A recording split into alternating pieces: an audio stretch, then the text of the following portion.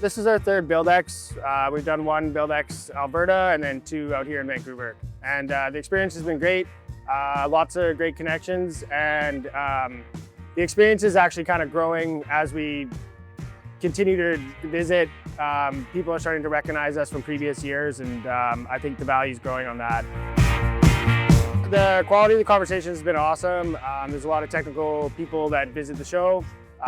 They're very interested in what we're doing with our drones, power washing and inspections.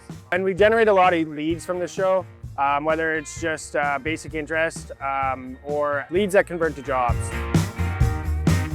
Just like the rest of the world, AI is creeping into the construction world, machine learning, so that's the first choice. I have noticed a lot of new, unique materials being marketed here. That comes from building envelope stuff, concrete stuff, just anything interesting like that. We developed a cleaning drone, so we clean any kind of building. We do window washing and facades, and then we also build 3D models for inspections. This allows our clients to have safe alternatives for inspections and building cleaning.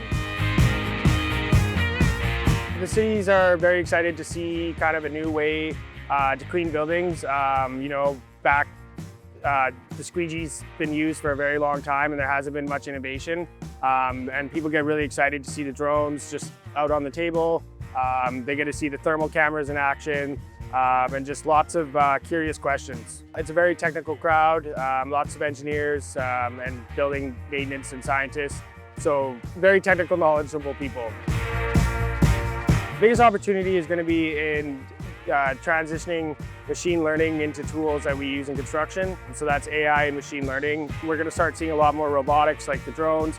I've seen a few other vendors here that are offering robotics in different ways. So there's just going to be a new way to think about some of the projects and jobs that we undertake as contractors. It's a really good place to meet like-minded individuals. I'm an advocate for the happy hour, so that's always a fun time to meet some people, and yeah.